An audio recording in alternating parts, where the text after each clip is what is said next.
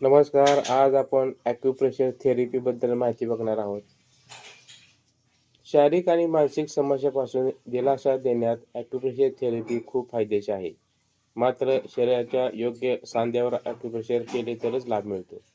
आज जागतिक acupressure therapy दिवसाच्या निमित्ताने जाणून घेऊया ताण तणाव दूर करण्यासाठी शरीराचे ॲक्युप्रेशर बिंदू. खांदे आणि मानेचा मिलनबिंदू. दिवसभराचा संपूर्ण तणाव खांदे आणि मानेच्या स्नायूमध्ये एकत्र होतो.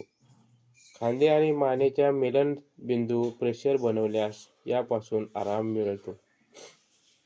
कार्यालयात डेस्कवर बसल्या-बसल्या थोड्या मागच्या बाजूने झुका आणि 2 बोटांनी जिथे मान कवटीला मिळते त्या जागेची 20 सेकंदापर्यंत मसाज करा. त्यामुळे रिलॅक्स वाटते. आमाशय. आमाशय म्हणजे नाभीच्या वर असते. अनेक रिफ्लेक्सोलॉजिस्ट या बिंदूचा वापर करणे पसंत करतात. इथे ॲक्युप्रेशरद्वारे होणारी हालचाल छाती आणि डायफ्रामला तणावापासून मुक्त करते. त्यामुळे श्वास घेण्याची प्रक्रिया सुधारते. पाय. मेंदूला आराम मिळवून देण्यासाठी हा बिंदू एकदम योग्य आहे असे मानले जाते. आग्नाशय म्हणजे पॅनक्रियाज बरे करण्यासाठी हा सर्वात चांगला ॲक्युप्रेशर पॉइंट आहे. पायाच्या अगदी मध्यभागी असलेला हा पॉइंट तणाव कमी करण्यास आणि शरीराच्या क्रियावर लक्ष देण्यामध्ये व्यक्तीची मदत करते. हात.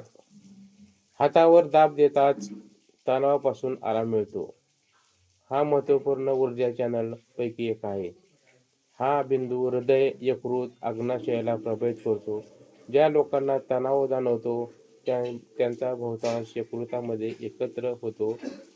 हा भाग दाबल्याने खूप आराम मिळतो. दंड. रिफ्लेक्सोलॉजी आणि ॲक्युपंक्चरसाठी हा बिंदू शरीराच्या उत्तम स्पॉटपैकी एक मानला जातो.